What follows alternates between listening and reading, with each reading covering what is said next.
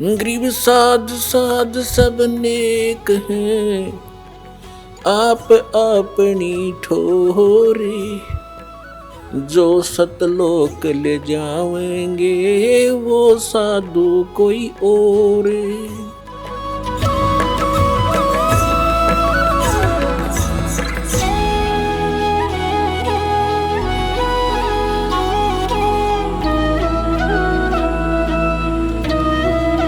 तो इससे सिद्ध है कि वो बुद्धिमान व्यक्ति है, संत कोई बालक नहीं है। उन सब ने देख लिया है। अरीब तो वो यहां रुके हुए हैं कि नंबर दे जितने नंबर है। एक पंडित जी था, काशी विद्यापीठ पर टिकाया वो ब्राह्मण। एक राजा ने कोई हवन कराना था, अनुष्ठान कराना था, उसका न्योता दिया। उसको रोजाना 1 रुपया दान दक्षिणा दे देते। वो पाठ करने लगा, 1 महीने का कराना था। अब उस विद्वान की पत्नी अपना, क्योंकि पैसा मिलने लगने के बाद यू काल फिर अलग से रंग दिखाता है, वह बढ़िया तो कपड़े पहने और गले में अपने बढ़िया जेवरात आभूषण बनवा लिए। तो पानी लेने के लिए, जल लेने के लिए कुएं पे इकट्ठी होया करती बहनें।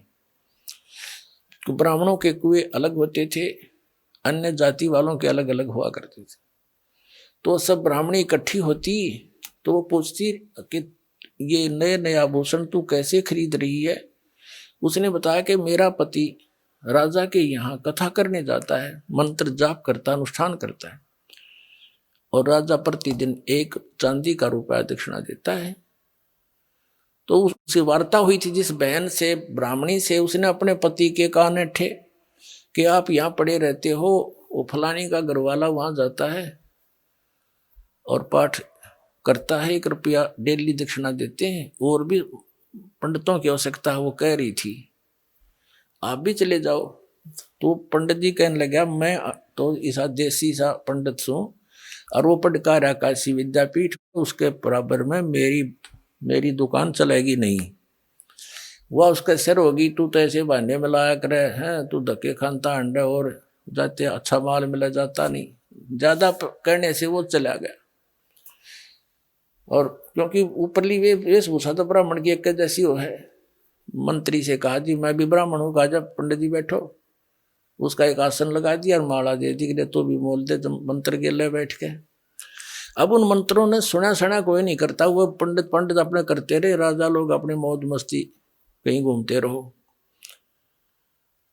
अब वो तो बोला अपने संस्कृत के श्लोक, उसने तो याद थे। जो पहले वाला विद्वान पुरुष था, दूसरा था अनपढ़ मेरे जैसा, वो तो बोला मंत्र जैसे भूर भव स्व, वो नको है जो यू को है, जो यू को है, जो यू को है। अपना उसने भी एक असरफी मिल गई सामने और 1 रुपया। मन मन में क्या, जो यूं को है, जो यूं को है।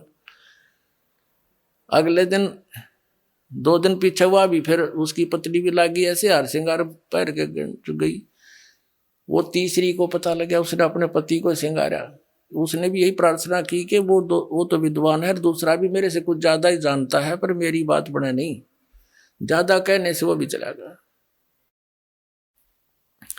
अब वो जो विद्वान था वो तो अपने बोल ही रहा था, उसने उधर ध्यान नहीं उनका, ये क्या बोलना, ठीक है ब्राह्मणों के बोलते रहेंगे अपने मंत्र।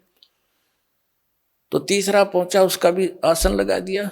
पहला अपना संस्कृत बोल रहा है श्लोक शुद्ध, दूसरा है, तीसरा कब तक नंबेगी, कब तक नंबेगी, कब तक नंबेगी, कब तक नंबेगी, कब तक नंबेगी, मारी बकवाद। तो उसको भी शाम को 1 रुपया मिल गया। उसकी पत्नी ने फिर ऐसे ही अपना रूप बदला। तो चौथे से भी फिर ऐसी बात हुई, चौथा भी शंकर का चला गया, उसका भी लगा दिया वहां पर आसन। अब पहले वाला तो बोलता है शुद्ध संस्कृत के श्लोक, दूसरा कहता जो तीसरा कहता कब तक नंबेगी, कब तक नंबेगी, चौथा बोला नंबर दे जब तक नंबेगी।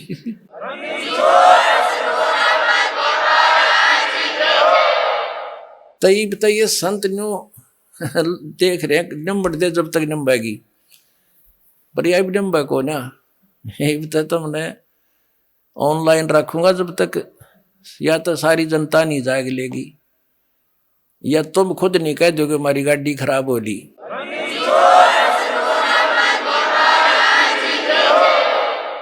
एक भक्त कह रहा था कि 2-3 प्रकार के यात्री होते हैं। जैसे कोई बस जा रही है और बस रुकेगी और साथ में दूसरी बस खड़ी होगी, तो बुद्धिमान तो तुरंत समझ जाते हैं गाड़ी में कोई गड़बड़ है भाई, या झटके बटके मार के चल है, उतर कर तुरंत दूसरी में चढ़ जाते हैं। ये तो फर्स्ट टाइप के बुद्धिमान है। दूसरे ऐसे होते हैं कि कंडक्टर नीचे बढ़ कर देखने लगेगा, समझ जाएगा कि ये तो गड़बड़ हो ली, तो तब उतरेंगे। और तीसरी टाइप के इसे निकट्ठू होते हैं कि कंडक्टर ड्राइवर भी दूसरी बस में चढ़ लेंगे ना, कति कंडम कह यार बिगड़ दी भाई, बोला जब उतरा कर उस गाड़ी में। तो ऐसे जो बुद्धिमान व्यक्ति हैं दास के संकेत को समझकर छोड़कर भाग जाओगे उनकी खराब गाड़ियों को, जिसमें सफर करना चाह रहे हो, पंचर हुई खड़ी, उनके टायर ने ट्यूब कुछ भी को ना, यानी कोई आधार ही नहीं है उनका गाड़ी का चलने का। राम नाम की गाड़ी जो बनाए बैठे हैं वो शास्त्र विरुद्ध साधक। और फिर शेष जब आओगे, जब उनके गुरुजी ने कह देंगे भाई सालो सचमुच हमारा तो हमारे पास ज्ञान नहीं था, वो भी बुद्धिमान व्यक्ति होता है जो नो कह दे भाई गाड़ी खराब हो रही या ठीक नहीं चल सकती और तुम अपनी व्यवस्था और कर लो। तो ये संत तो उन ड्राइवर कंडक्टर भी निकम्मे हैं, नो ना कहेंगे हमारा द्वारा भक्ति नहीं है और जाओ तुम ले लो नंबर वाला जाके, ये तो उनसे भी नालायक हैं फिर तो कहने का भाव ये है पुण्यात्माओं, अब ये परमात्मा कबीर जी का आदेश है कि पूरे विश्व में ये सत संदेश जावेगा, पूरी पृथ्वी के जीव प्राणी परमात्मा के बच्चे बतेरे युगों से दुख पा रहे हैं, अब ये इस नाम को ग्रहण करेंगे, सतनाम को। न इसकी छींट भी ना लगने दी थी परमात्मा ने, अरीब डंडोरा पिटवा दिया, अब बखेर रखा आपके ऊपर, वर्षा करवा दी सच्चे ज्ञान की, और सतनाम चौथे महीने मिल जाता है, और सार नाम भी अब आपको मिला प्राप्त हो रहा है, जिसको आज तक ये ऋषि महर्षि समझ भी नहीं सके। तो अब ये पूरे विश्व में जाएगा और सभी संतों को इस सत्य ज्ञान का लोहा मानना पड़ेगा, और उनकी भलाई है वो माने इस बात को, और अपना भी कल्याण करावें और उस परमात्मा के बच्चों को काल के उसमें भाड़ में ना झोंकें।